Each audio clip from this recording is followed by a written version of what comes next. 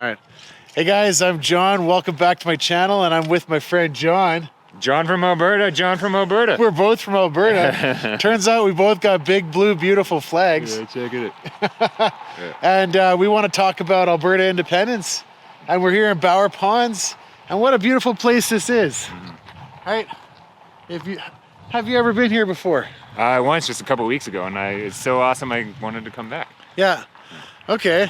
Yeah. Well, let's go for a walk then. Let's walk. Yeah. And my wife is here too, but she doesn't want to be in the video this time. She's security. She's the security. I've been told. Yeah. We're both pretty big guys, and she's got our back. Yeah. Well, because people come up and they might snatch my camera or something, and she's got a secondary camera. Yeah. So, but not to be too negative, I'm not too worried. This is Bower Ponds. Yeah. These are right? families. What can happen here? Yeah, totally. Yeah, let's have fun. Let's just showcasing the flag, I think, is important. Yeah. Just walking around, because people feel more comfortable when they know that they're not alone. Yeah. And I think that after COVID, many people have that isolation factor that they really feel. Hello. Hello. Hi. And being kind is the most important thing we can do. Right? Oh, that's such good advice. Be kind. We're not going to win people by being nasty. No. And so, but it's hard though, because how many fingers do you get when you're waving the flag? Yeah, a few, but it's like, in my own experience, it's very superficial. Yeah. There's not a lot, the bark is worse than the bite, I've heard. Yeah. That's a phrase that we're all very familiar with. And so it's fitting that there's going to be lots of dogs walking beside us, because the bark is worse than the bite. And so we just have to approach those things with calmness and kindness, and make people feel welcome and heard, I think is really important. Yeah. And I think that's what's amazing about having the flag and the power of the flag, right? We get to walk around and we're literally flagging the public, say hey, come over here, interact with us. Make ourselves highly visible. Yeah. No, I mean, we didn't come here on the most visible day, but there are some families here, and so what's your experience so far with independence? Tell me some notable things. Some notable things for myself. So my life here, I'll give you just maybe a testimony first, right? Okay. And then it may be able to paint the picture for most. Okay. But I grew up in Calgary. Hello. Hello. How are you? Thanks. Yeah, good. Thank you. I grew up in Calgary. Okay. I was born in Prince George, British Columbia. Don't hold that against me. No, I won't. I was born in Saskatoon. Yeah. I'm Canadian through and through. I know I'm Canadian because I am Canadian. Yeah. So that's not the objective here. I'm not fighting against Canadians by any means, and none of us are, right? Whichever way you want to go, yeah. But I grew up in Calgary. I moved to Calgary when I was maybe 4 years old. Okay. Grew up there, lived in the city my entire life. And I went to university at the University of Calgary. Yeah. I had a corporate job downtown. I worked oil and gas for Enbridge. Many people probably know who Enbridge is or what Enbridge. Did they make you shave back then? Yeah. I was straight laced, man. I wore a suit and tie and no beard. Yeah. The beard's been growing for a while. I think the beard's actually when I started engaging with freedom in my own life. So. It's my own symbol. Nobody can take the beard away from me. Right? It was the first time that I stepped up for myself, for my freedom, and so it's that symbol for me, which is great.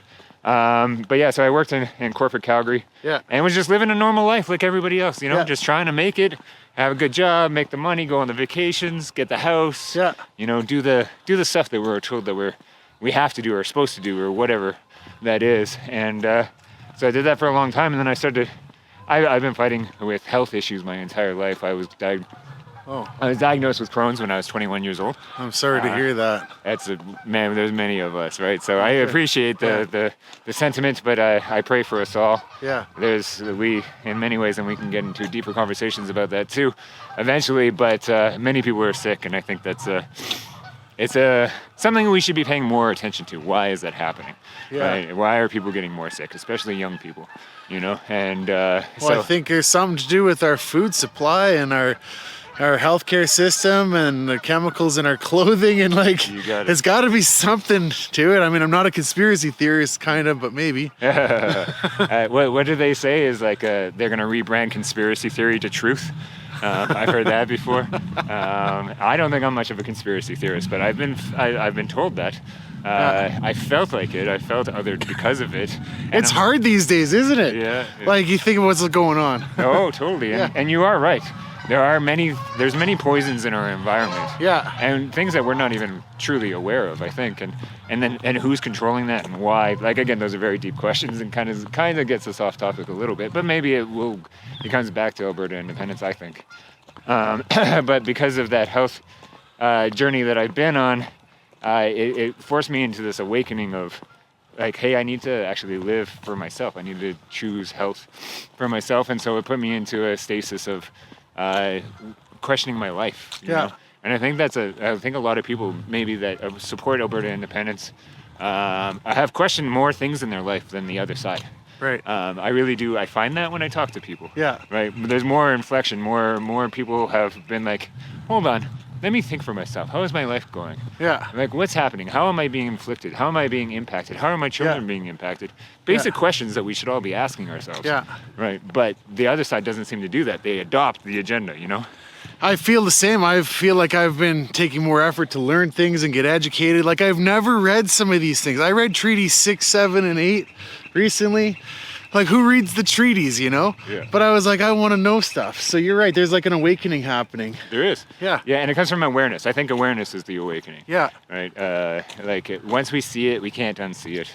And like Jesus would say, like have the eyes to see and the ears to hear. Yeah. Right. And that's in the Bible. And like I don't know, I am a Christian. Yeah. But I came to it as an adult, actually, you know. Yeah, me too. Yeah. Well, yeah, it's a bit of a story, but yeah. Good. It should be a story how you know how we find that energy within all of us and find Jesus and Christianity and then for ourselves. But I think Jesus is a big reason why I'm here. Yeah. Right?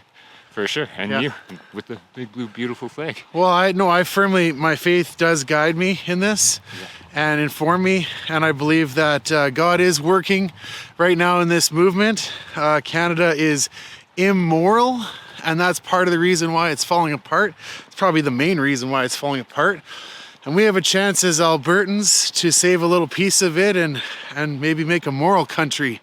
But if we create our own country and it's not moral, it's just as corrupt as it is now, we didn't do anything. We wasted our time. We wasted our time. I agree.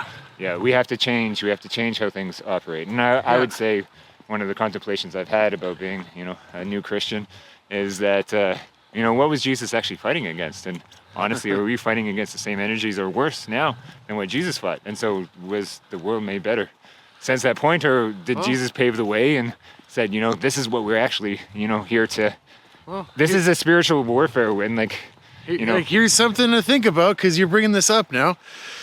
There's 100,000 people have had government assisted, what do you call it, MAID? I don't want to say the word because YouTube doesn't like it. Okay. And that's in the last couple of years since they allowed it. Really, it used to be just for the sick and the dying, and then now it's expanding to the mentally ill, and it's expanding to the kids who are depressed, supposedly. That's pretty immoral. It's very immoral. And that's just one thing that's going on in our country right now. There's lots of other really immoral things. You got it. I think it's. Hi. How's it going? Hey. Good, how are you guys? Do you want to join? How long are you behind us? Oh, just a few minutes. Yeah. Oh, I'm making a YouTube video. Nice. Do Hey. you want to be on it, or you want to be on it? I didn't realize you were behind us. Oh, you can keep walking. You can just do your voice. You don't have to be on the video. Okay, yeah. I don't want to be in the video. Okay. I'm right in the middle of making a transition to another country. Oh, really? Can I point the camera at you? Okay, no. No, thanks. Okay. My voice. And I agree. A lot of things that are going on in Canada are so absolutely wrong. And everything that's being crammed into Alberta and down our throats. Yeah. And why we want to do the referendum. Yeah. I 100% agree. Yeah. And I 100% understand why. Wow. Unfortunately, a lot of people don't. Yeah. Have you signed the petition yet? Yes, I have. Hey, good. Awesome. And on October, I'm hoping to still be around, and I'm definitely doing a vote as well. I would love for you to still be here. Wherever you're going, make sure you're still here on October 19th. That goes for everybody here. Yeah. I've heard of vacations and stuff for conferences. I have a conference on that weekend. It's been booked for a year.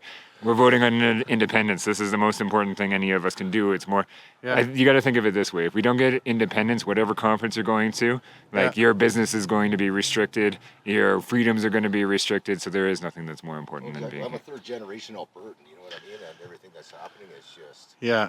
it's just so wrong. It's just so wrong. Yeah. Well, Where are you going? Oh, I usually just walk down to the bridge. Oh, I mean, like, where are you moving? Oh. St. Lucia. Oh, cool. That's nice. But it's a business opportunity as well. So cool. if I do it right, I can spend the winter months over there. Sounds wonderful. Back over here where I love it. And I know. I know so many guys that are like moving to Costa Rica and Colombia, Panama, Dominican. Yeah, South America like is a big thing. Canadians with money, or Albertans with money are heading down there. A lot of them. Yeah. Well, it's because we're giving up. You know, the cost of living, and it's you learn Spanish. It's not like here where you got to learn 30 or 40 different languages. Yeah. And accept 30 or 40 different cultures. It's ¿Puedes hablar español? No. I can speak Spanish. Yeah, that's good for you. Every single where I'm going to, everybody speaks English. Yeah. So of course. Sorry. You know, it's, you'll learn it. But yeah, you're right. Like the healthcare system in a lot of Latin American countries, you get health insurance. I had to go to a hospital in Nicaragua once, and my health insurance covered it. I got great service. Immediately walked in. Mm-hmm. You know, it's amazing how that works. And it's interesting because I've worked with a lot of Americans, and they truly think that like we have this like public healthcare system. They don't think it's great. They're like, what are you guys doing up there? Private's the way to go. Like your services are bad. Most Americans don't think that our healthcare is like really good. I was the Canadian guy. I'm still Canadian. I'm from Calgary. I worked with all these guys in the States, and like I went down there, and I remember defending our healthcare system. Like I've been sick. I've been since 21. Like I've been through the system a lot, and so I've seen the inside of it. But it's slow. It's like they say it's universal for everybody, but it really misses a lot of people, man. So you can't be universal if you miss a bunch of people. Well, on that note, currently there's 500,000 Alberta healthcare cards in circulation that exceed the amount of people that are registered. Huh. So we have people coming in from other provinces that have Alberta healthcare. Our healthcare, and everybody, like 24 hours to get into a doctor in an emergency. And sometimes dying in the emergency room. That's happened a few times. That's part of the problem. Yeah. So absolutely, it's a disgusting problem to have. Like especially when we're proud of our healthcare system. How can we be proud of a healthcare system where people die in the emergency room waiting to see somebody when they're in a phase of their life where they've been told, this is the place to go. Come here, and we'll save you. Well, they died in your room because of just being completely overpopulated, overburdened, and it's not the doctor's fault. It's not the nurses. They're giving their life, their spirits. Let's continue walking along here. Sure. Actually, mind if I get a photo of you? If you get a photo of us, can we get a photo of you? Can I get a photo of you then? Okay, absolutely. Okay. I'm not going to do this on social media, but as a friend of mine, he's very politically motivated. When he sees this, he's going to be pretty stoked. Okay, well, thank you so much. I'll let you get ahead of us then, so we're not like walking with you behind us. Have a great day. Hey, it was nice chatting with you. Thank you. Thanks for keeping the movement going. Yeah, thanks. It's important that people like you do this. So. Absolutely. Well, and we're just trying our best, right? Trying our best. Everybody does the little bit that they can. Well, exactly. That's all you can do at this point is try and just stand up and say, hey, we're not taking this shit, but we're not taking it. Exactly. Have a great day, bro. Hey, take care. I think Canadians have just been fed that we got this amazing healthcare system our whole lives, and we've never experienced. Most of us have never experienced what it could be like what it is like in other countries. Right. With a system of insurance that's like market fundamentals, market forces drive the prices of things more. There's a whole thing called medical tourism. It's like it's growing. It's a huge growing industry, like billions of dollars. And like how sad is that? That we like pay all of our taxes, like a lot of our money goes into healthcare. I think Alberta spends $27 billion a year on AHS. Right, that's 20. That's B with that's a billion. That's more money than any of us even know how to contemplate or fathom. They spend $27 billion, and yet the people that pay into it have to go on medical vacations to deal with their basic health needs. So you tell me if that system's working. I would say that's empirical evidence of it not. Yeah. Well, it's funny because one of the first video I made, I went to a park here in Red Deer, and the lady was complaining about how we don't have MRI machines, and it's like, well. And then there's like private MRI machines, but the government doesn't want to pay to use them. So they sit empty, and like it's sitting right there. But I don't know. It's such a messed up system we got. Like if I got money, I want to be able to pay for my own healthcare. Yeah. And I'm not even, I had to go to the hospital. I'll tell you a little story here. I cut my finger pretty bad, just the very end of it. And it was pretty bad. I went to the ER. 4 or 5 hours of sitting there, and I just saw how much of a mess it was. I needed stitches. That's how bad it was. Wow. But I wouldn't go there. I really hope that I just go quick at this point. I feel like a lot of Canadians are like that. Yeah. I don't want to go sit in the hospital because like. My grandma's told me for many years now she wishes she goes with a heart attack quick and fast. And quick and fast. All right, well, good. And that, again, it's sad, right? And like I've been through the system for a long time, and like there are many good parts of the healthcare system. I really do believe we need to focus on the good with the bad here, right? And so good point. There is good parts of the system. It's really helped me. I have health because of it. I may be sick because of the system as well. So for that, I'm not super appreciative, but I am appreciative for the help that it has offered me. Okay. However, that being said, there is only one type of medicine and one type of treatment plan, and they call it allopathic medicine, and it comes from like the Rothschild, or not the Rothschilds. What's the American one? I'm blanking right now. You know what I'm talking about? No, I have no idea. Rockefeller. Thank you. Rockefeller. Oh, okay. We're getting into conspiracy territory again, but not really, because this is all factual data. Right? But the Rockefellers, they were the first ones to really find oil in the U.S. Very powerful family. Yeah. And they basically took over the what they call allopathic medicine, created their own institutions for health, and started to, because these guys are in oil and gas, you know. They need to look for byproducts. So, you know, you've heard of all these petroleum products in big pharma. Yeah. They use petrochemicals in big pharma. And the reason why is because Rockefeller was already in the business. Yeah. He needed something to do with it. And so he took over the education, literally, starting with the doctors first. Oh. And then took over. Thanks. Hey, thanks so much. You just gave us a thumbs up. Yeah. And so they took over the doctors first. They took over the education of the health system, and they forced people into their system of health, which is pharmaceuticals. Yeah. So we talk about big pharma, right? Brought to you by Pfizer. Thanks, COVID. Yeah. But I'm glad here. I'll say something good about Canada. I'm glad we don't have, medical pharmaceutical advertisements in our commercials. Like we don't have that. That's only an American thing, right? No. What? Oh yeah, that's for sure. Watch a hockey game, man. Really? I think that they advertise pharmaceuticals more than almost anything else now. I guess I don't watch a lot of hockey games. Yeah, neither do I. Not anymore. But it's on TV a lot. When I was growing up, most advertisements were about like cars and fast food and certain things like that. Fast food is still there, but and cars a little bit. But big pharma is huge. Let's get to independence. Yeah, let's talk independence. So, I take more of a philosophical kind of angle to this. A lot of people talk about the economy, and I think we go down rabbit holes and we say things that we really can't back up. Like I got into a bit of a mudslinging a fight with the people in my last video about how much equalization gets actually sent and what the exact numbers are and the tax rates and how this works. And it's like, wait a minute, that's not why I support any of this. I want freedom. Right. I want my rights guaranteed. I think the power comes from the people, and rights are given by God, and they're inalienable. And our current system in Canada doesn't enshrine rights. It doesn't protect our rights. It gives us privileges that the government takes away at its discretion. So I want a republic, kind of like that. What do you think? I agree with you wholeheartedly on all of those points.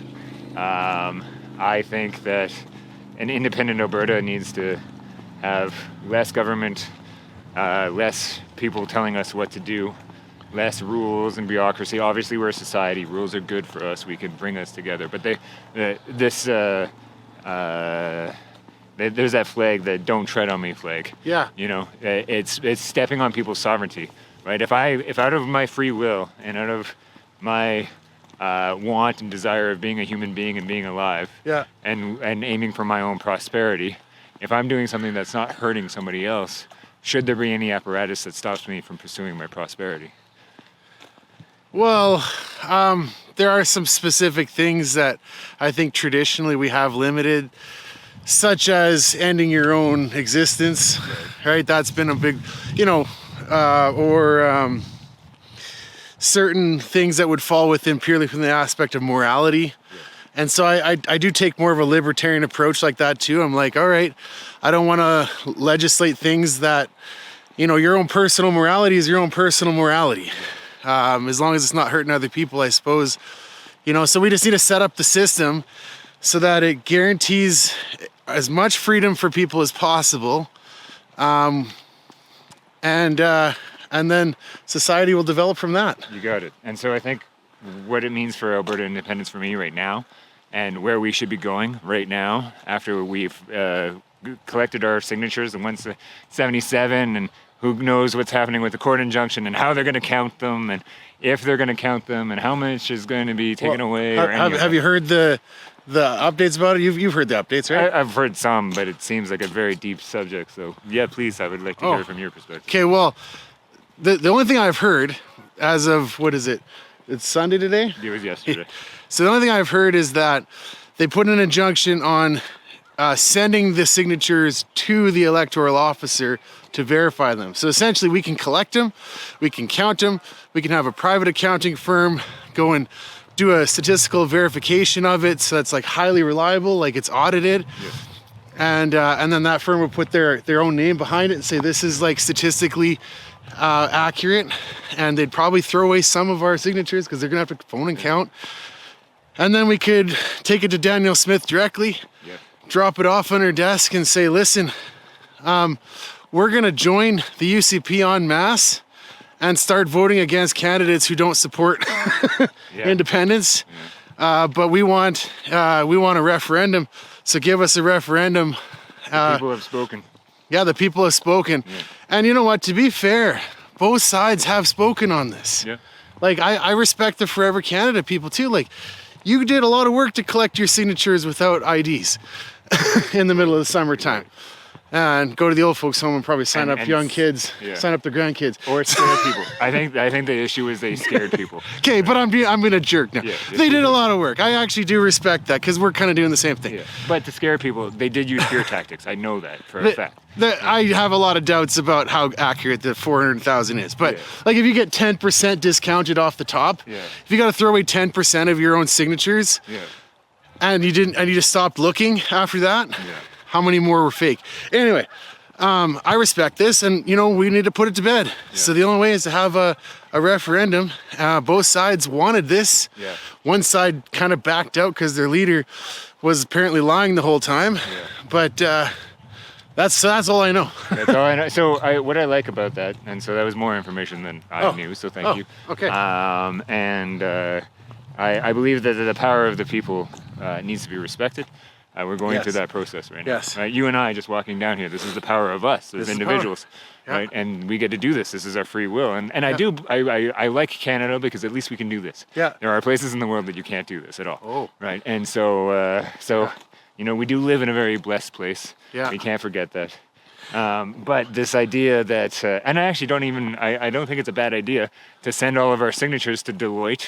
I heard that was the accounting firm. Well, it'll be some big accounting firm with a big name that'll do it. Yeah, somebody who's a third party, right? Which is the way politics is supposed to be, third party. Yeah. Elections Alberta is not third party. Elections Alberta is absolutely infiltrated with all kinds of stuff. All right, I'm not going to make insinuations, but there's an agenda. We'll just put it that way. It's very obvious, and so we need to move forward. And I think a third party validation where they do like the statistical analysis. Hey guys. Nah, not today. Hey, thank you. Is that it's third party verify that. I really like this idea. Yeah. That's a really amazing, brilliant thing that can come out of all this is like, I believe that more people will come to the side of Alberta independence once they realize that the system of which most Canadians, when they say, I am Canadian, I stand with Canada, they're standing for the strong and free, the true north strong and free, right, with God-given rights. And all of those things are not here anymore. We're not strong and we're not free, and we've never had God-given rights not in my life. In this country. Not in my life. I'm 38 years old. I was born in 1988, and I don't believe I've ever been in a free country. There are privileges, obviously, that we have here in Canada, and I appreciate this country in many ways, but it's time for us to grow. Right? Yeah. Well, and so it's an interesting perspective that I have because my wife is from Venezuela, okay? And I've heard stories about what goes on there. You can't walk around like this because the collectivos will come and get you. And they'll kidnap you and you'll just never be seen again, totally. Right? And so, there's a lot to be said about Canada this far. Like, I'm glad we still have a democratic process that we can talk about separation. There's a peaceful legal pathway for this. And people still in this country, I believe, respect the democratic process enough that we can probably pull this off civilly. I really do have faith in that. I do too. I think that's what it means to be Canadian. And I'm proud of that fact of being Canadian, is that we can do this civilly. We know we're peaceful. Most of the world knows that Canada is peaceful. Absolutely. We're go along to get along. However, they weaponize that against us. And so anybody who's ever been to Take Back Alberta meetings knows that the biggest weapon that they've used against us is apathy. So that go along to get along attitude is great. That's peaceful. But if you're just like, I don't do anything because somebody else tells me what to do, then that's an issue. Oh no, I'm not going to be apathetic. I'm going to push back. But in my mind, fighting is like carrying my flag around in public and broadcasting my voice down halfway down the block so that people can hear me coming. You and I, how tall are you, man? You're a little. Yeah. You're a little taller than I am, baby. I'm like 6'3", 6'4". We're big guys with big blue. Like this can go. We should march, and this will go like 10 feet. Right? Like we can parade this stuff. Well, but I will commit 100% to being peaceful. I will not resort to violence at all.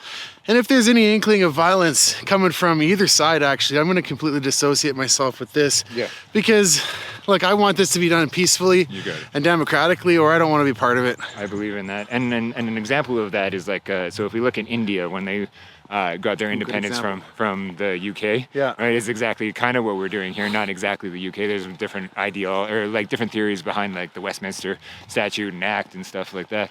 Like, so I don't know who. India had some violence though when the Muslims and the Hindus were separating. You got it. They killed each other en masse on the side of the road. Right. I hope that doesn't happen here in Canada. No, I don't think that's gonna happen. I don't think it will. But I mean, I'm talking more about Gandhi and like when the government, the Crown, and the UK told them that they couldn't collect their own salt from the ocean, like a God-given right, a God-given mineral. Everybody needs salt, salt of the earth. And then what is this up ahead here? Yeah. What is that? Sorry. No, the salt protest, right? Because Gandhi, he's like non-violence, just don't be violent, and it worked. It did work. You eventually will break the will of somebody because we're all human beings. We love. Right. So if you enforce people to be violent against you, eventually their spirit will break. This is how it works, right? And that's what Gandhi really did showcase, and it was really beautiful. So I hope we don't get there either. I don't think we will. I think we've evolved. Hopefully since then. Is this an encampment or what's going on here? Yeah, somebody lost their house, maybe. It looks like somebody lost their entire house and now they're going to go camp in the bush. Wow. So this is a symptom of a sick society. Right here. This is a symptom. It stopped here 3 days ago. It's still here surprisingly. 3 days ago? Yeah. Wow. The trust of the other people. Well, I think it's donations for the less fortunate. Just one question. What's your guys' YouTube handle? Oh, my YouTube handle is Talking to Albertans. Talking to Albertans? Yeah, and I go by Jon from Alberta, and he's also Jon Sedore? Jon Sedore. Yeah. Okay, so on X. My other brother Daryl. Oh. Yeah. We're both Johns. So, his YouTube channel, and then I'm on X, Jon Sedore. Actually, a funny story, I might not be on X as Jon Sedore anymore because I got shut down talking about Alberta independence, I believe. Did you? And on Facebook, both of them. Censorship, eh? Yeah, it's weird. It's never happened to me before. I don't even really know what I did. But both of my accounts, and it's crazy. They can just shut you down, and that's it. No communication, no nothing. Yeah. Right, so sorry, it's Alberta Talks? It's called Talking to Albertans. Oh, Talking to Albertans. Yeah. Cool. So, hey, well, welcome. Yeah, thank you. Thank you so much. Okay, have a great one, guys. Yeah, take care. So you said this has been here for a couple of days. Oh, we can switch sides. Okay, what's going on? Okay. It's been here for a couple of days, yeah. Well, I went to talk to Jason Stefan. He's the MLA for Red Deer South in this here, actually the other side of the river. Okay. And he was talking about homeless encampments, and I think he's doing a good job as an MLA in that role. Yeah. He's honestly, I got really nothing bad to say about him. Except he did write a letter to the Western Standard where he's like, go sign the petition. At first I read it, I was like, he's supporting this. Mm-hmm. And I think he probably is. I think he's probably going to vote, but he won't take a side. Mm-hmm. And I get it, because the party would, be mad at him, and Daniel Smith would be mad at him. But at the same time, I'm like, you know what? Now is a sink or swim moment. Yeah. You either stand with this or you don't, right. Especially if you want to be a politician. Yeah. I think so. Yeah. What's the thing that Ralph Klein said? Like, find a parade and get in front of it. Yeah. Well, this is a parade, man, and it's happening organically. So yeah, if you're a politician, you should probably pay attention, I would imagine. Yeah. Well, I know a couple of city councilors, and I know one other MLA that I'm pretty sure support this, but they won't come out and say it. Yeah. It takes courage. It takes courage from all of us. Yeah. Either you're in public office. Or you're just an individual like us walking around in a flag. Yeah. It takes a lot to do this, but it's very important. And so this actually brings me to a point of Alberta independence, of where we can actually help each other. Right? Obviously, the Stay Free Alberta petition, getting the petitions, but again, we've hit that threshold, and we'll go through a third-party thing. Yeah. It's coming. All right, they can't stop us. The referendum's coming. There's no chance they can stop us. Right? The power. Never say never, man. Knock on wood. Like. Oh yeah. Well, if we live in such a tyrannical place, that we have bigger issues. We have way larger issues, and like, I don't know.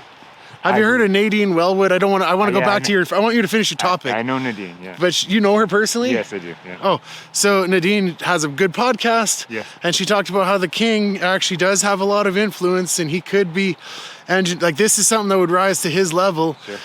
He could just he still could put some ways to kibosh this. Sure. She had a pretty good podcast about it all. Yeah. I'll leave a link below. Nadine's amazing, and thank you, Nadine, for your work.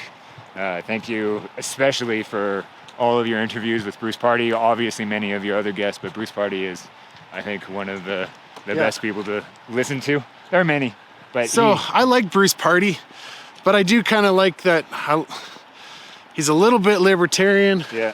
A little bit more libertarian than I think most people want. Yeah. But, he's a good, solid voice, although he's from Ontario. He is from Ontario, but again, coming back to courage, right? Like, to go back to Ontario, where people really probably don't support this very much. Yeah. And to be loud and proud, Alberta independence. I'll take allies from wherever they come from. Me too. And libertarian means freedom for all. That's why we're independence. Yeah. Right? So I'll take it, man. Like, and his idea of constitution is smart. It needs to be inverted. I've said for a long time, we live in an upside down world. Yeah. Right? And so we need to flip the structure upside down. Right? The government his opinion, the government should have zero power except for specific instances that we give it power. You got it. Whereas right now, the government has infinite power, theoretically, except for a few things that we take away from it. Yeah. So inverting the power structure is necessary. Yeah. Yes. It's necessary, and so that's where I really agree with Bruce. Yeah. And I do support a libertarian thing. I'm not taking a stance left, right. This is you'll hear a lot of people say this is bipartisan, or it includes all people. Of course, independence includes all people. All people. Right? All people. If you're alive, this matters to you. Yeah. Newsflash. Right? So, get educated. Listen to these things. Yeah. Thank you to your listeners and viewers. I'm one of them. Yeah. Right? So I'll probably watch this video. It'll be strange, maybe, but I'll watch it. Okay, well, I cut you off a few minutes ago because I was getting excited about something I wanted to say. Yeah. Do you remember what you were saying? Because you were getting to a good point, and I forget what it was, but it was going to be a good point. Well, we talk about a lot of things. I've been talking a lot. Maybe it'll come back. Yeah, it'll come back. It was right before I brought up Nadine. Nadine, yeah. Have you heard about Nadine and the Constitution? Fighting for... That's okay. We can continue. It'll come back. For Alberta. So the petitions, you can't silence the people. Right? We have our signatures. We've done the work. Yeah. Thousands of people have done everything that they can to make this happen. They're making their hearts known. Yeah. That's what's important, and nobody can take that away from us. And this tyrannical control of which you say is maybe the king has more influence. Yeah. The funny thing is we have the largest land border with the United States. I'm not a 51st state guy. Okay. But I do believe that if we declare our independence, if the people speak, and Deloitte does the third party thing, and there's hundreds of thousands of people that support this, and we get a referendum, what king from what place with what army is coming here that our big brother, the United States, is not going to stand up with us, right? I know for a fact, a little big beautiful flag is trying to give me hugs. I know for a fact that we already are a strong ally of the United States, and they will do everything that they can to maintain that relationship with us. And what I believe the States was built on was courage. Yeah. What are we exemplifying right now by standing up for Alberta and for independence is courage. Yeah. They will respect courage. You know what they don't respect?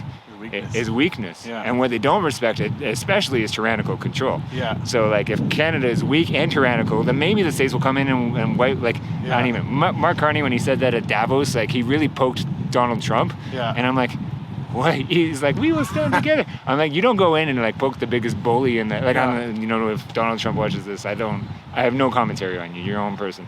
Yeah. Right. But like we have a strong ally, much stronger than the king. Okay. Well, early in this video, we kind of started off talking about conspiracies. Yeah.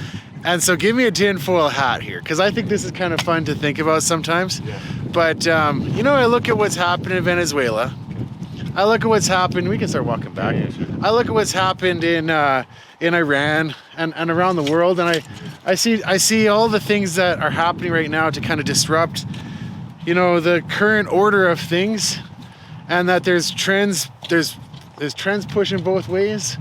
But I almost wonder if we're just part of this bigger game, you know, where it's like maybe Canada, maybe it's time for it to fall, and the powers that be behind the scenes are ready for it. Are ready for it. Give me a tinfoil hat, because I've heard prophecies of Canada falling from people who I forget the name. I'm terrible. Like it's not gonna live forever. Here's the reality. Yeah. Nothing will live forever. Nothing. But like things that are gonna break usually break pretty quick once they start breaking. Yeah.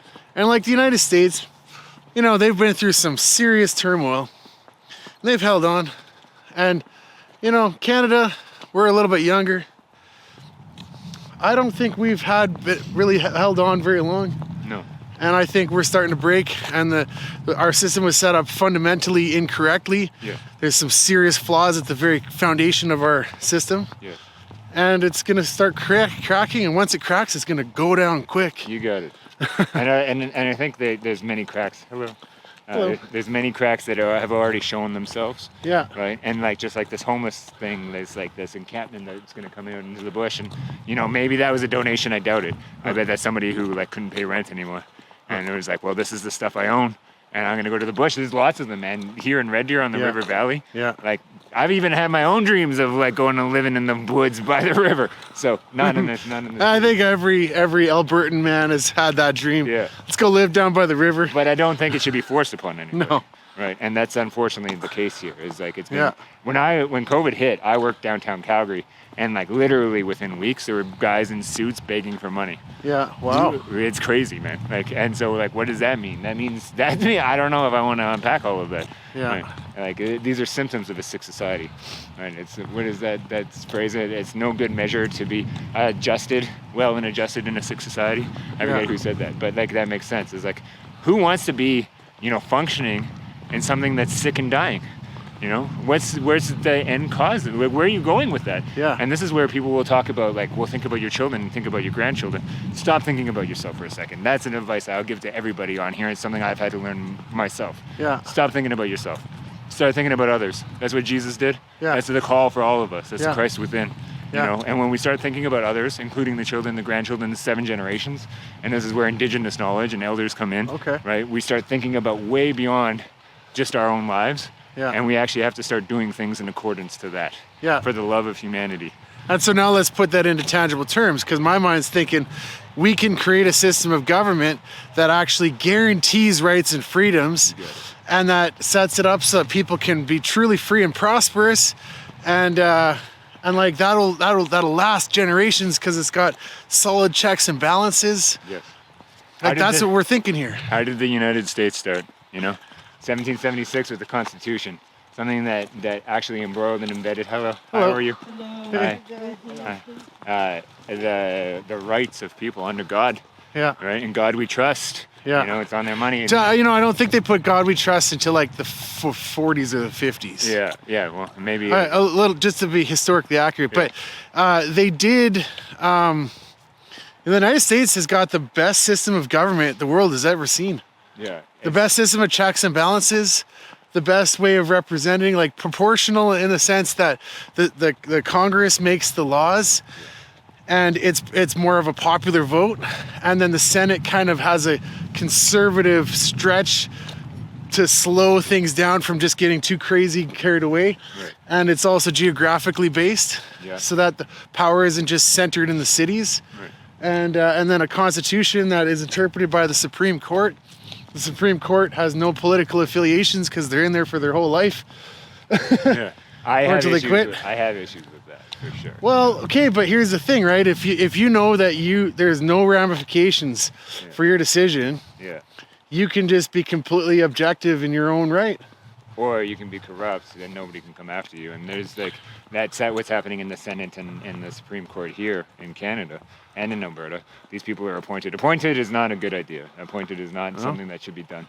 In my own opinion, right? And definitely not for life, because it like, unless you've proven yourself to be a philosophical king or something chosen by the people. Hi, how are you? Then maybe, but it's still chosen by the people. I like the way that things operate right now, and this happened when Trump got in, and it was a big deal when Biden, appointed his supreme judge, and they're going to be in there forever. I don't think it's whatever the non-party, like the bipartisan. Non-partisan. Yeah, I don't think so at all. Like men. Oh no, obviously the Supreme Courts are the judges are like labeled. I'm conservative or Republican or Democrat, right? Yeah. So. Yeah. And like whoever offers you a lifetime job with a cushy life forever, man, you got a big debt to pay. But there's lots of examples, and I'm not an expert on this, but there's lots of examples of like the Republican or the Democrat kind of siding in a way that the party would have been like all scandalized by. Like that's happened a lot. Sure. So, that one issue, like I don't know how else we do it though, because if we elect the the Supreme Court, then it's like. Now we're really getting politics in our legal system. I don't want that. Fair. I think this is a very complicated issue, and it's going to take a lot of discussion about what would be the best way forward. And that's where like using the states as a structure, and this is again going back to Bruce Party, like he will say that the United States today, and you did a great synopsis. Thank you. Like you hit that. I love it because you're like layman terms, and I tried to do the same thing. Right. Try to be as layman as possible so that we can get the information across so people understand us to the best of our abilities, right? And like, God help us, give us the words that are appropriate. Yeah. But he believes in like an idea of amateur government, right? Nobody should have these like long things. So no term limits. No.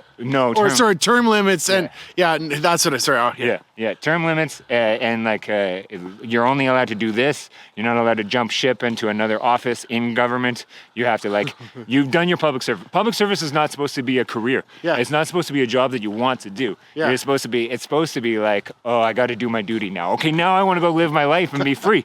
That's the point. And okay, so you served on the library board for 2 terms. You never get to run for anything else political. That's what Bruce Party's kind of implying, I think. I think that's extreme, but maybe he meant a little bit higher office. I think he means like the government office, not your local boards or whatever, right? But so I asked my buddy who's he's a lawyer. He's been my buddy for a long time. He's on the fence if he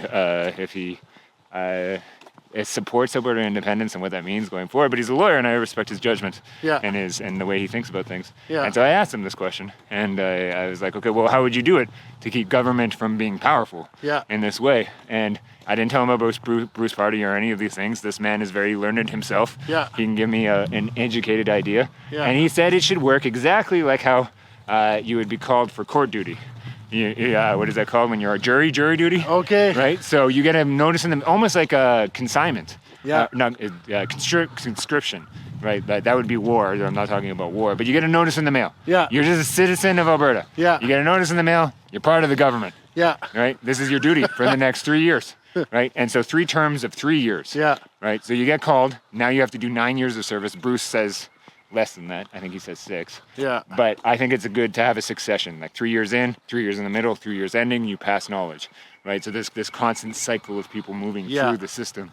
And by doing it randomly, then nobody can be a party or a politician and be like, hey, I'm going to be the favorite person.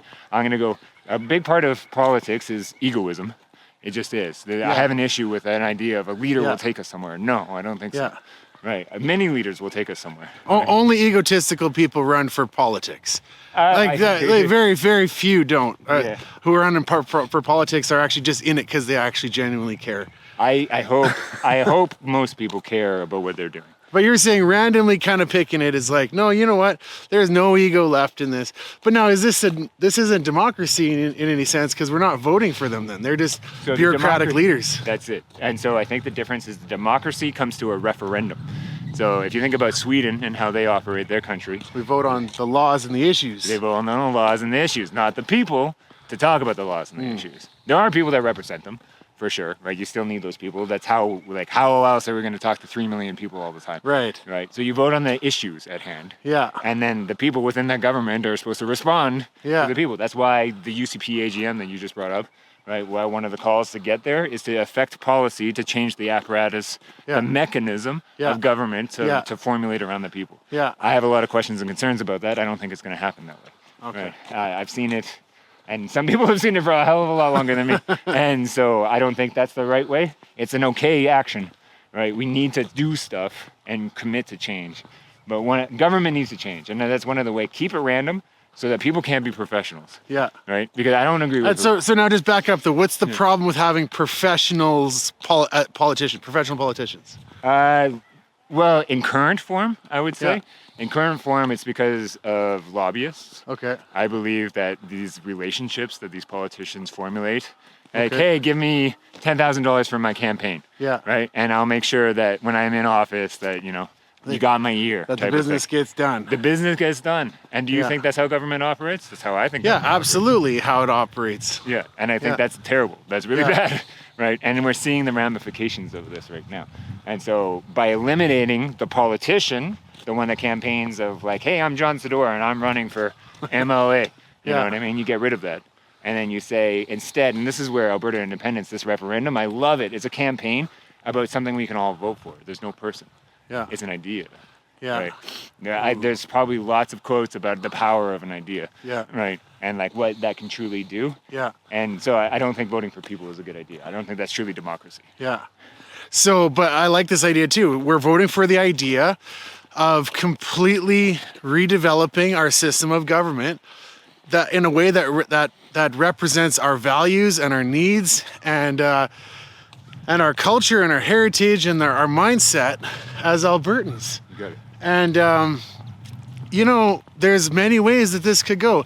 And here's a huge risk. We could screw this up royally and just create like a little mini Canada. I hope not. I will dedicate my life to not having that happen. Right. And I really will. I'm 38 years old. I don't know how old you are. Yeah, I'm 40. 40. Okay, so we're similar in age. Are you interested in living the next 40 years of your life in a tyrannical state? No. No. So. I still have hope for the future. I believe that this is actually possible, and I see how much support there is. Standing on the street corner, I've done this so many times with this flag. People wave. And I'll get one finger, and then I'll get 4 people wave and honk. And the person who fingers, they think that they're the majority. They're living in a little bubble world. They think that they're, but there's so much support for this. You got it. And this is possible. I believe it. I really wish that whoever is fingering us over the Canadian flag or whatever, that they would actually just have a conversation with us. Yeah, how's it going? That they would just have a conversation with us. So then kind of like your story that you told me about, because you went and you spoke to these people yesterday, the Forever Canadian folk. Yeah. Right. And it started very hostile, but if we can engage with people as human beings. Yeah. Hey, guess what? You're alive. So am I. Which, by the way, I want to plug something. Shameless plug here. If you've made it this far in my video, and you don't support independence, I want to have you on my channel. Okay. You see how I make videos? Yeah. Completely, 100% honest. I'll ask some questions. You can say whatever you want, as long as you're not swearing and being a jerk to me. I'll pretty much just let you say whatever you want to say. And I genuinely want to hear from people who are well-spoken and got some good ideas. Counter us. Democracy is all about talking. You got it. So please send me an email, Jon from Alberta@yahoo.com, and we'll set it up. Or contact me on X. Same thing, @Jon from Alberta. You got it. And there's another John here. I don't have X yet, or I had X and I got kicked off, or who knows. They said inauthentic. And I was like, this is the most authentic I've ever been in my entire life. I'm speaking my truth, and then, you know, so I thought that was funny. Yeah. But yeah, search me up, Jon Sedore, Jon, same. We're both John. Yeah. Jonathan. Yeah, it's actually Jonathan. Yeah, so am I. I'm a Jonathan. Yeah. Gift from God is what it means. Yeah, God's gracious gift. Yeah, you got it. So, you know, well, we carry the big blue flag and talk about God and how we have God-given rights. Yeah. And our need for us, and not just us, everybody, right, to actually stand up for God-given rights. It's our duty right now. This is what we're being called to do. Yeah. And so, you know, I'm learning more about our Charter of Rights and Freedoms and our Constitution. I plan on actually reading it on one of my channels, or on one of my videos, and going through it slowly and just kind of laying it all out. But, you know, one thing I learned is we deliberately didn't put property rights into our Constitution, or into our Charter of Rights and Freedoms. Okay. In 1982, they left it out. The Americans, I think it's the Fifth Amendment, guarantees property rights. You got it. Right, where the government can't just take stuff away from you, or other people, but all the laws relate to the government. So it's the government can't do this, government can't do that. Okay. But we left that out, and as a result, the government can come and take property. And I was arguing with a guy, like, he thinks he's got property rights. Well, they're doing it right now. They're taking away all these firearms from people, right? And they don't actually have to compensate anybody. And they're not actually going to compensate. They're going to give a obedience out to try to bait some people into signing up. And they're bold-faced not going to compensate. No. And, like, Canadians don't have property rights, so what's next? So Canada's breaking two of the fundamental parts of the American Constitution, right? The right to bear arms and the right to private property. Yeah, so... Yeah.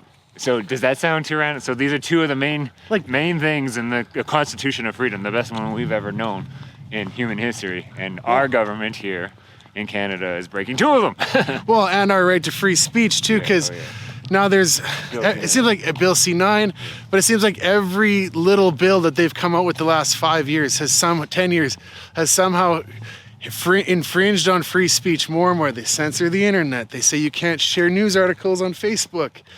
They're creating hate speech laws and compelled speech laws.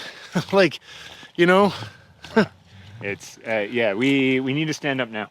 There is no other time to stand up. Like, some people are like, well, if you don't get it this time, you get it in 5 years. I'm sorry, if you don't get it now, you're not going to get it forever. And that's something that we all, as individuals, need to comprehend. We're literally on the end. Like, you may, as an individual, be watching this or hearing this or whatever, and thinking, you know, I don't know, maybe this is too much work, or I can't do this.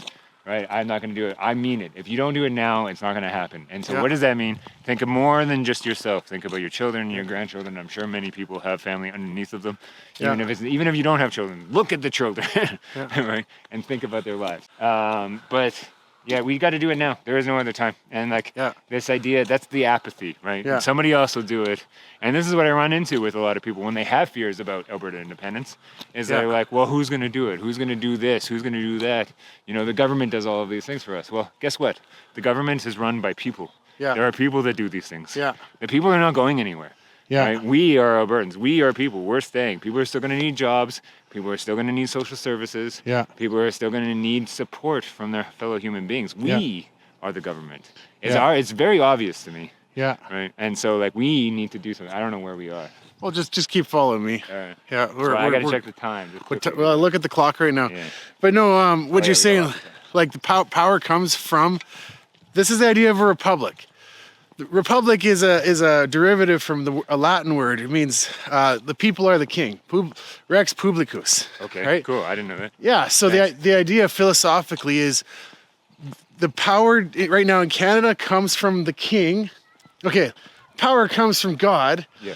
The king is king by the grace of God. It says it right on our loonie. Yeah. Deo gratia rex, which it used to say Regina, queen by the grace of God. Good. And then he decides all the privileges that we get. Right. That's our current system. And you think, oh, well, it's all just symbolic, okay? But no, it's not, because every law that gets signed is signed in the king's name. You say, well, that's just symbolic. Well, he has real influence and real power. Yeah. He's the head of our army. Yeah. Right? And, you know, he could declare us at war. He could still do it. Okay, Canadians don't believe that. They think they actually have democracy. Well, why don't we, if we actually think we got democracy, why don't we create a system that actually says we got it? Because maybe it is symbolic. Let's just throw it off then. We don't need the king.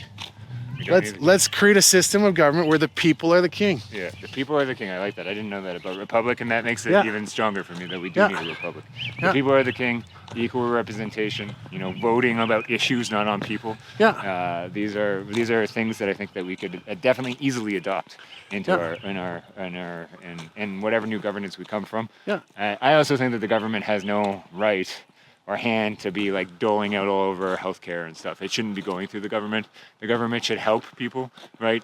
Facilitate, but like the idea, and like we were talking about private healthcare and stuff earlier, right? It already just showcases that they're doing an ineffective job, right? The government should not be the ones that have the coffers, that spend the money in the name of the goodwill of the people. The people should figure that out. Again, because the republic, the people are the kingdom.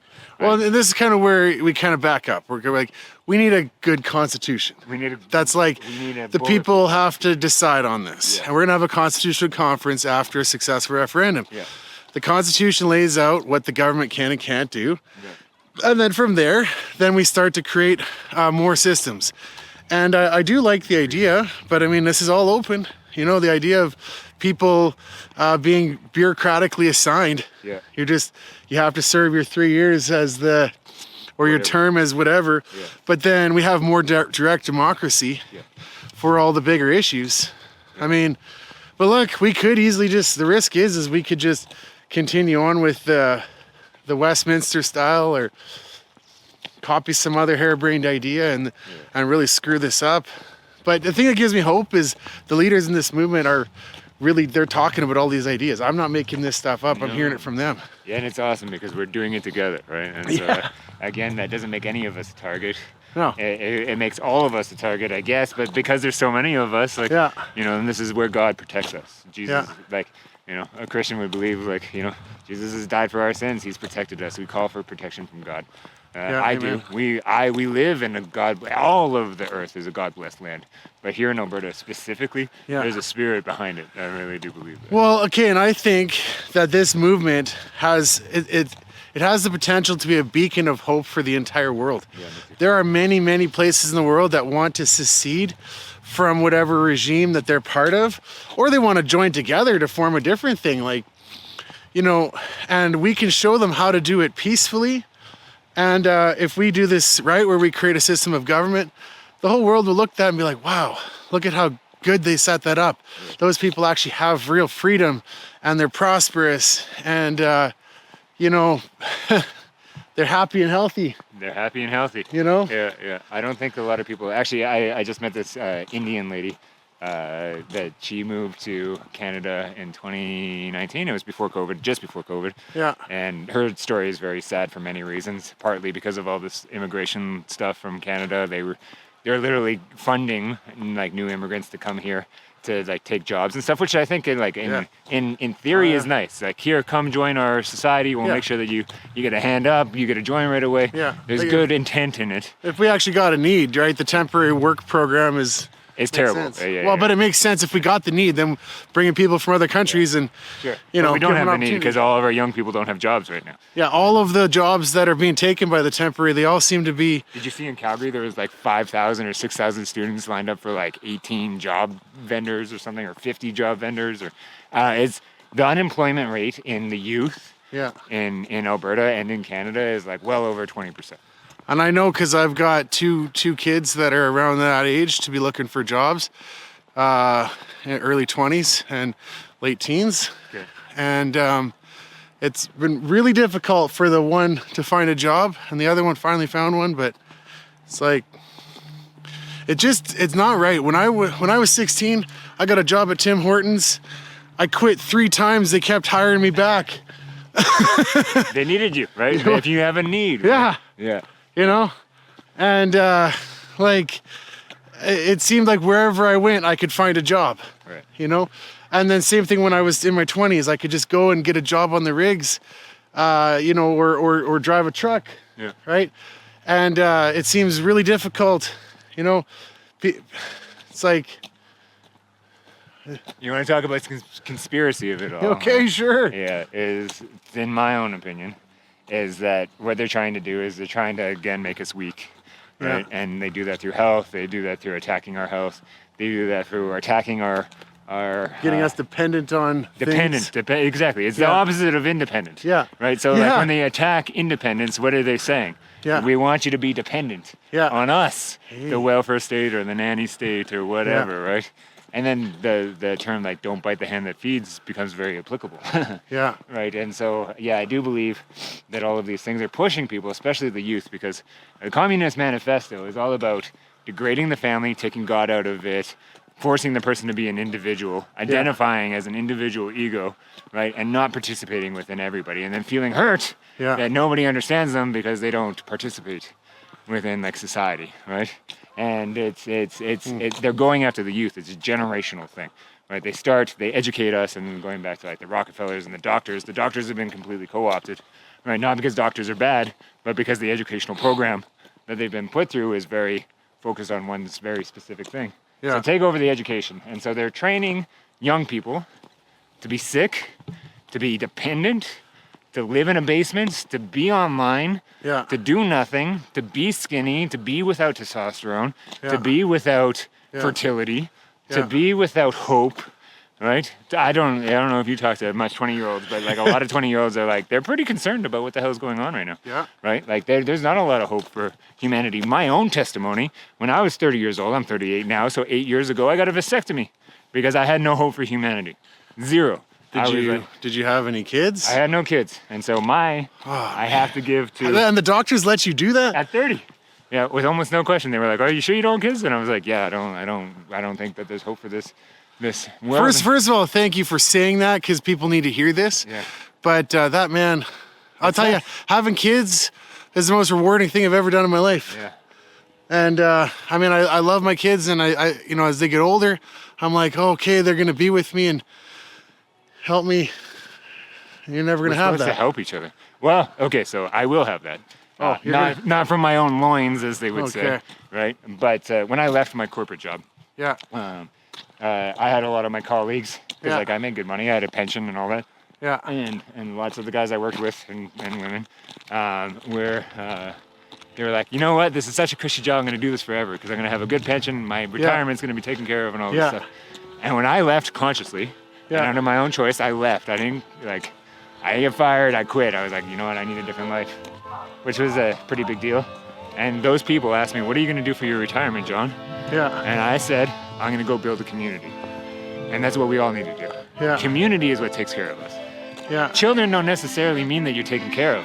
Look at how many old people are stuck in these old folks' homes. Yeah. That like no sense of community. They're detached from the whole world. Family. Their family comes in and treats them as if they're like a gerbil or something, or like a rabbit. And I'm sorry if that's... So then they go back to the conspiracy, though, because it seems like they're getting you on both ends, the young and the old. You got it. They're all hopeless. Our whole society is hopeless. Everybody in Canada is depressed and fat and sick. And that's when I was talking about this Indian girl, and I didn't finish that, but she said, because she's from India, and they have a lot more family and stuff, and they get this idea of like working with each other, the spirit of it. Yeah. She said that every Canadian she's met is depressed. Wow. That is an outside testimony from a non-Canadian that came here and was like, Canadians are depressed. Yeah. And like, what does that mean? Again, a symptom of our society. Like, I feel depressed in many ways, absolutely, right? And like, so I've went through bouts of depression as well, and it's hard to get out of it, and it took a lot for me to get out of it. I'll tell you though, this movement gives me so much hope. I'm feeding off of it. Like I wake up every day and I just think, what can I do for independence? How can I help this cause a little bit more, be a little bit more bold and courageous, and inspire some more people to go sign and, totally. Yeah, me too. It gives me hope. I see the humanity again. For a while I didn't. Yeah. Right. And I lived in Calgary, and like Calgary, I called it the city of ghosts. Like I lived in the same place for 10 years, and I barely talked to my neighbor, and that's not my neighbor's fault. No. Right? Hello. That's not my neighbor's fault at all. Right? It's this culture that's now like instilled in people of like isolation and not talking to people. And COVID did a number on that. Yeah. Absolutely. And so like the only way to subvert that or to overcome that is again to work together, to talk to people, to say hi. Yeah, hi. Speaking of saying hi, broke my glasses, I think. You broke them? I just tapped them. Did I break them? No, they're good still. Okay, yeah. Hit the flag. I saw you almost take out Alberta Dad with it. Are you okay? Oh yeah, I totally just clunked. I just about hit Alberta Dad. That's how I met him. That was literally the first 20 seconds of me meeting him. Yeah, let me clothesline you or uppercut you. Boom. Yeah, with a metal pole. And that's how I meet Alberta Proud Dad. Yeah. Right, everything was good. You guys recovered real quick, so that was good. We have some major issues to face. This is no small thing. This is the biggest thing any of us have been called for. There's a reason why we're alive. I believe in that. There's a reason why I'm here, why God brought me here. Yeah. Hi, how are you? Hi, how's it going? Happy day. And there's an era, there's an energy to this, and this is not conspiracy either. It's literal fact. Go do your research. There are many prophecies that point to this time, this exact time, astrological cycles, date and time, literally, about how the energy is shifting in our environment of which we live in. Hello. Hello. Hi.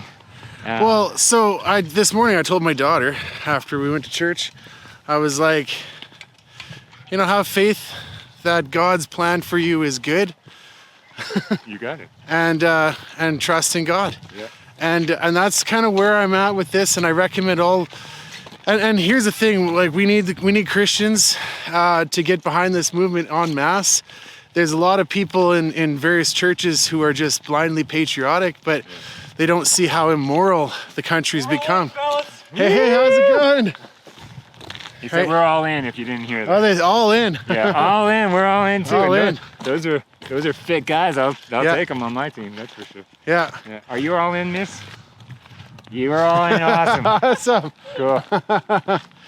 Thumbs up. Yeah. So no, I'm thinking Canada's become it's become so immoral that it's lost its I don't know what the word right. But it's I don't know what other word I'd say, but the right to govern us, because it's so immoral. Right isn't the right word, but and we're being governed by immoral people who are, they treat us like pawns. Yeah. We have no value to them. Yeah. They have nothing. Hi. How's it going? Good, how are you? Not too bad. Awesome. And they trample all over us, and you're right. Canadians are just kind of passively going along with it. So this is the moment. Get up right now and do it. Yeah. And you're not alone. Yeah. Remember that. Anybody who's seeing this, you're not alone. Okay, this is a good thing to say though, because I've seen a couple of posts on X where people are like, oh, I believe in independence, but I don't think enough of us support it. Get out and go join one of these convoys, join one of these flag waves. You're gonna meet the coolest people. Every time you see one of those flag wave convoys thingies, you just show up and smile, and everyone's gonna be your friend right away. You got it. This is bringing out the best of us. But I thought we were all bigots and racists and stuff and hateful. No, we're not. We're inclusive, and that's the thing. That's the antidote. You know what I mean? Because the woke side of things and whatever, if people, I call it woke. You may have different names for it. No, I call it woke too. Yeah. So the woke ideology is we are all hateful. We hate them. No, we're inclusive. Come be part of it. Make your voice known. What do you think about this? Don't just tell me I'm stupid or I'm dumb or I'm a racist. That's all ad hominem. And that just shuts the argument down with nothing. With nothing. There's nothing that you can grow from that. That is immediately attacking and defensive. You're creating a war right away. Yeah. So where's the inclusivity? Where's the love in all of this? Right? Yeah. And so please come to our side and and not to our side. I'm not here to change you or whatever. You do whatever you want. That's the point of I stand for sovereignty. Yeah. That's the libertarian part of it, right? Well, actually, here's another thing, and I guarantee this is so true. Let's say you are Forever Canada. Go to one of these flag waves, bring your Canadian flag for what it's worth, and talk to the people there. You got it. This is how democracy is supposed to work. Go and talk to them. I tried doing that. I made a video where I tried to do it, and they were really standoffish, and it took a lot to get them to open up. But, in the end, I think they did. Yeah.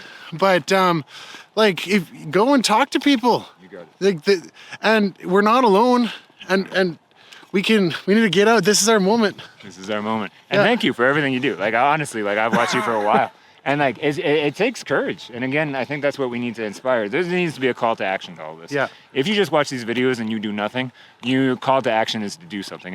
And so what I can say, there's all kinds of different groups that are out there. I'm involved in many of them. I'm a canvasser for Stay Free Alberta. I'm also like high in the Centurion Project, and I will recruit people for the Centurion Project as well. Okay. Right. But first and foremost, we are ambassadors for Alberta independence. That's the thing that matters.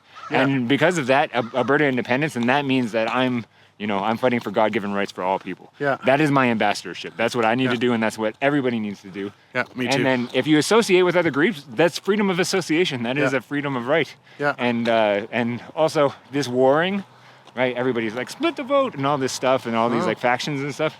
It lives more in the heart of people than it truly does in reality. And what I can say about this is the issue of voting for people is people will war. Taking politics means choosing a side. You can't be in politics and not choose a side. You have to choose a side. Right. So we need to be that non-bipartisan, and we need to focus on independence. We need to focus on ideology. We need to focus on constitution. It's the most important thing we can do. Right. Because that will be inclusive. Okay. Right? Well, okay, so that's kind of related to this issue then. When I was in Rocky Mountain House, I saw one lady who had a Alberta flag, and she took the St. George cross off of it. Right. And she put a Confederate flag on there. And I didn't notice right away because I'm just glancing around, right? Okay. And I noticed when I was editing the video, I'm like, oh, I was standing right next to this. Yeah. I don't want to stand next to that. Right. I was actually kind of like, this is all it's going to take is people are going to screenshot this now. Yeah. And then I'm going to be associated with this. And it's like there is this element within our movement that we could talk about because we need everybody to come together and be unified. You guys. But at the same time, these like sovereign citizens and the government is a conspiracy and the law of the sea or whatever, like... It's also extremely valid. And so what I'll say... Okay, let's talk about it. Yeah, I'm not a professional when it comes to talking about it. I know a lot of people that I respect to talk about such things, and they've taught me a lot, and I believe have fed my spirit for freedom because of what they teach. And so, they call it like free man stuff, right? And so, and we have to understand that we are serfs under this system, the entire Commonwealth system. Your birth certificate, like it's weird when you start looking at maritime law and then looking at in our law how much times things are referring to ships and shipments and all like it's very strange. You should look into it. And again, I'm not. Well, okay, yeah, no, I'm a free man too. Yeah, exactly. Right, and I get it. Like the king thinks I'm his subject. So I get that much of it. But at the same time, like there is a practicalness to what we're living through right now. Yeah. And the practical reality is that there are laws. There is a system that works. Yeah. You got a birth certificate and a social insurance number, and that's how our system is set up, and it has a certain function, and I just don't get the point of saying it doesn't actually exist. I agree with you. I think people take it too far. Yeah. Right? I'm free. And I want to throw it all away. Yeah. And so that's where I think I unite with these sovereign citizen people. Yeah, and then many people do.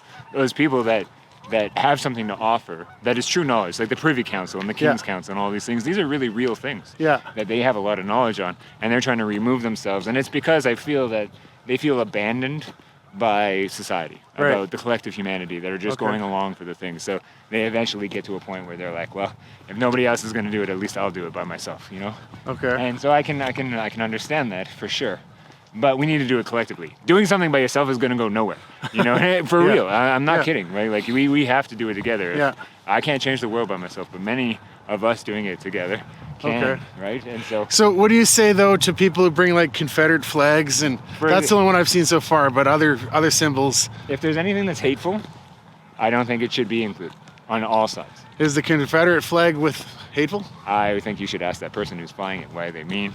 I think so. I think a lot of people associate it with it, but also a lot of people associate like the Nazi flag with pure hate, and they forget that there was a reason why the German people came together, and I don't think it was all just because Hitler like forced them under tyranny. I think that they actually had a nationalistic like drive, and then it turned into something. As the most things in life, it's created by the people and then co-opted by a system that uses it for power.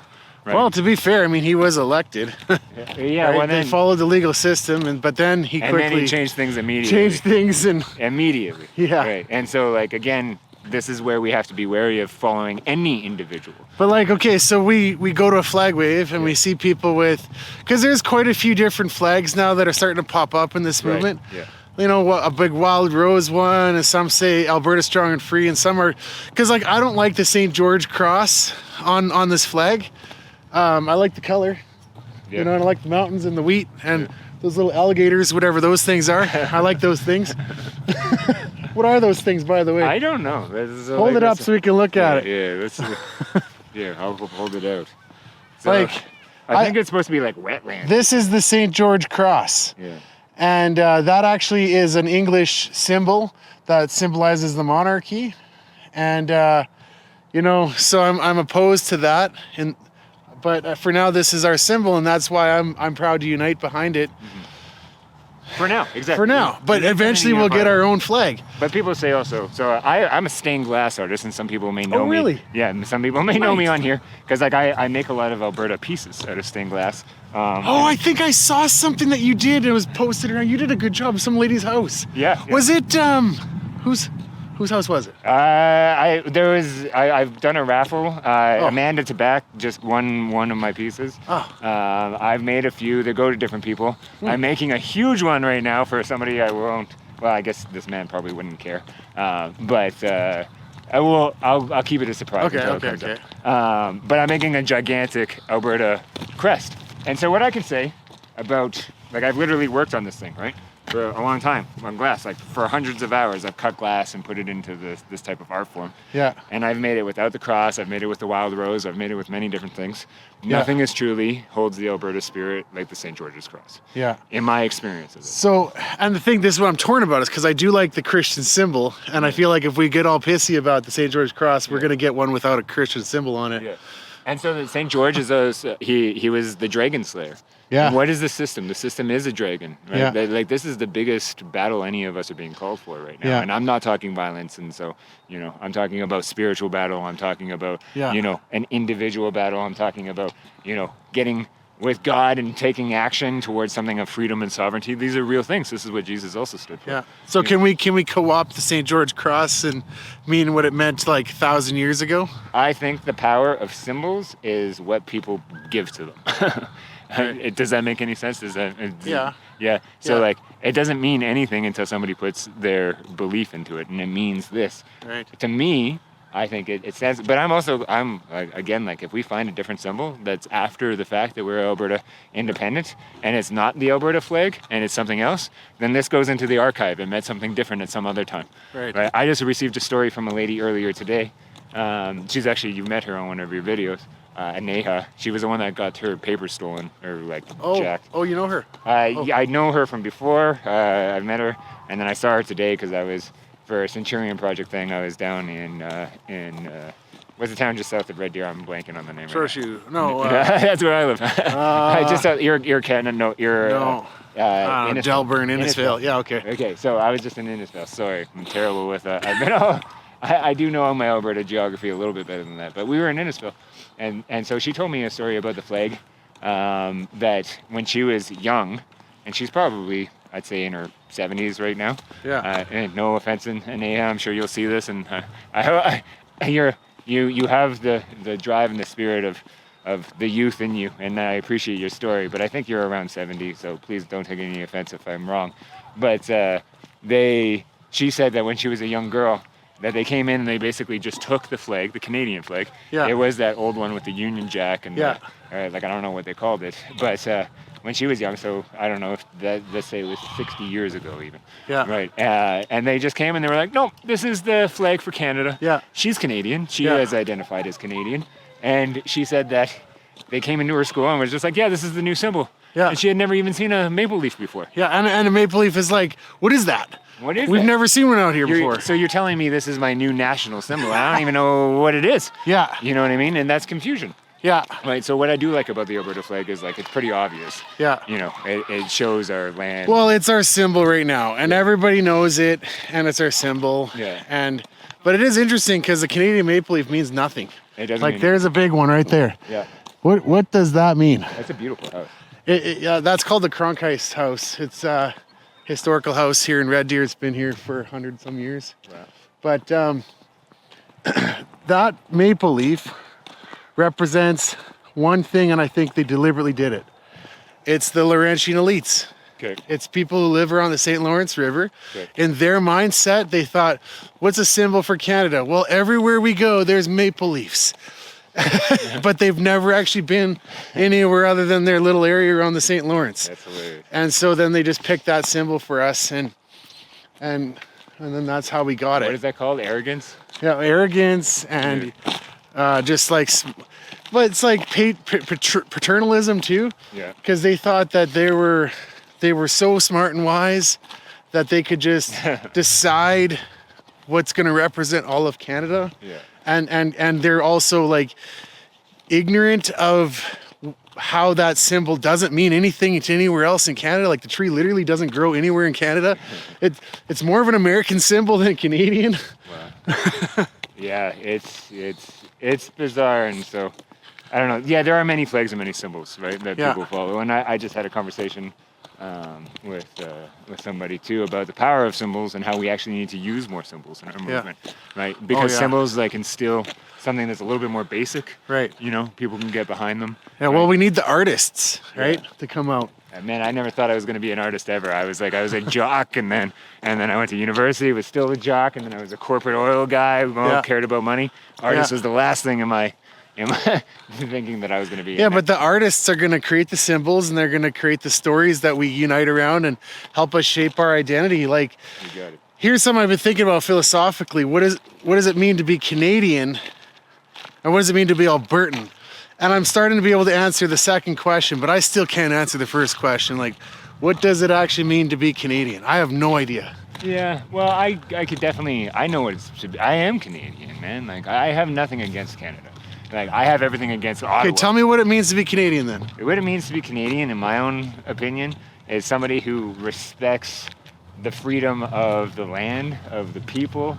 We are a peaceful people. That we have a don't tread on us mentality, right? At least I can't speak for all of Canada. I'm from Alberta. I've barely even spent time in Ottawa and stuff. But you know, my version of Canada is, I guess, my version of Alberta. Then, you know. See, this is it. Like what you just described there is like maybe more of Albertans. Yeah. I don't think people in Toronto or Quebec City or. And that's a fair point. You know, Newfoundland. Right. I don't think they think like that. Yeah, I don't know, man. We have a huge land. We have a huge land and a huge amount of people that live under here, and I don't know if anybody's been so spread out as a nation as we have, you know what I mean? Like, well, there have been lots of examples, and they usually fall apart. Okay. See, like, you know, empires, okay, like the Roman Empire, right, or even India, right? You know, or different empires like the Soviet Union. Yeah. You know, I've come to the conclusion that Canada is too big to be effectively governed. We have too many different competing ideologies and values and cultures and needs and heritage and stories and competing interests, and it's beyond what we can govern. Totally, it's too big. It's too big, and there's too little people. Yeah. Like the States is okay because they got like 300 and some million people down there. We only have like 40 million, or like, well, I don't even know what the tally's at now, but like around there. This is a cool house. This is the pioneering spirit. I want to return to pioneering type stuff, you know, and not like, you know, pioneering, coming together for a common need, and, you know, finding abundance and prosperity. And can you imagine living here? Was this a pond? No. So this was originally a quarry. Oh, okay. And that house was somewhere else. Oh, okay. And they moved it here. Oh, okay. Yeah. And I mean, it's kind of a nice house, and they use it for meetings, and you can rent it and go and do things with it. Yeah. But no, I figured it was a good place to come and wind this up here, because you're right, that is a colonial kind of spirit. The people who built that house, they came out here 100 and some years ago. Yeah. There was nothing here. Yeah. They had to dig into that to get the quarries, to get the rocks. Okay, and actually we passed by earlier in this video some monuments where they were talking about how they got the logs. Yeah. They floated them down the river. Right. That's what they had to do. Yeah. And they were real pioneers, and that's our spirit still. Right. We're only 1.5, 2 generations removed from that. You got it. Yeah. You know? Yeah, when people say it's always been this way, I'm like what are you talking about? Yeah. Oh, 100 years? Like, do you think your grandparents think that this is the same world that they grew up in? Yeah. So forever what? Yeah. And what I appreciate about the pioneering spirit is that people came here and they did work for their prosperity, for the collective prosperity, for community. And, there's a bunch of history amongst all of that, and many perspectives amongst all of that. But truly, what they came here for was to establish a life in prosperity and work with people. Again, they knew that they needed to work with people. And we need to have that idea. Again, what's really sad about it all is the government basically was like, hey, we're not going to give you any rules for right now. Yeah. Go settle the West. Right? Yeah. We'll even support you. We'll give you, a plot of land and all this kind of stuff. Yeah. Right? But then once the people actually did the work and once the people actually established themselves, then the government came over and we're like, oh, hey, thanks for doing the work. We're gonna take it over and we're gonna tax you. And you're gonna pay. And that's the serf system. Yeah. Right? We're just serfs. They'll give us freedom when there's a purpose for freedom. Right? It's so that they can go settle something new, and then they'll be like, hey, thanks for all the work, man. We'll take all your money now. Yeah. Right? And we're done with that. And so, to think, what does it mean to be Albertan? In my mind, the people who came here and built this house, they were risk takers. Yeah. Right? I mean, I don't know specifically this house, but in general, houses that are 120 years old, they took risks. They came from other places in the world, just like today. We got immigrants coming from all over the world, just like today. And this is a big issue. They take risks, and when they come to Alberta, they want freedom. They want to work hard. They want to save their money. They want their family and their friends, and they want to build their community up. Hi, how's it going? And they left something behind that they didn't like, and it's so telling that so many immigrants here today are supporting this movement as well. Oh yeah. Igor Ritzlev, I always say his name wrong. Yeah, he's another YouTuber. Yeah. All right, he talks all about this. And so that's what it means to be Albertan. You're a risk taker and you care about your community, and you're a rugged individualist who's going to work hard and, work for freedom, work for sovereignty, pursue prosperity, respect God, live with God, respect humans. Yeah, respect other people. And respect the land. Yeah. Don't poison the land. Very early in our conversation, we talked about the poisoning of things. That's a very real thing that we're going to have to address as a collective people. Right? Are we actually practicing things in a correct way? And we'll come to that. Right now, we have to focus on freedom. We have to focus on Constitution. Yeah. We have to focus on the movement. We have to focus on love. Yeah. Right? We have to focus on unity. Yeah. Right? We have to focus on spreading this knowledge. Yeah. We have to focus on ambassadorship. People, if you're watching this, every day your responsibility is to work. It's your duty from God. It's the duty of being alive. Is go and talk to people about Alberta independence. Right, I did some touring with some politicians, and politicians, what gives them a lot of power. That was your first mistake. Yeah, it was cool. I'm not a politician. I don't who knows what this turns into, but I'm not. I'm definitely no career politician. You're lying to me. You want to be the president of the republic. Yeah. I think public service is exhausting. I would like to go live my own life, but I need to make this happen, because otherwise I won't be able to live my own life. Right, but we need to ambassadorship Alberta independence every day. What a politician will do, and what they do really well, is they will go ask anybody that they write. And this is where you do it too. You wave the flag and you ask anybody what their opinion is. Yeah, that's important. Yeah, we need to canvass the population, because the only way to be inclusive is we know what people think and how they're feeling. Right, and then the other duty is you need to be educated. Right, the part of the Forever Canadian crowd. There's two things that I like to do. One, what do you think is going well in Canada right now, and how? Yeah. Or what is even getting better in Canada right now, and how? Those are what and how. Those are basic journalistic questions. They can never answer that. They can't answer that, but it puts them on on the back, and then and it's it kind of takes us full circle, because I don't know what it means to be Canadian, and I don't think they do either. So that's a good place to leave off here, though. Yeah, absolutely. I think we do got to do a part 2, because we could continue on here. Yeah, come out to Chorchu. I'd love to. Well.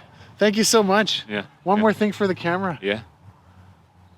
Got one more thing to say for the camera? Oh, me? Sure. Thank you to everybody. Yeah. Thank you very much. Thank you to you. Yeah. Right? And God be with us. Yeah. God bless Alberta. God bless Alberta. And thank you everybody for watching. Please like, comment, and subscribe. Mm-hmm. Cheers.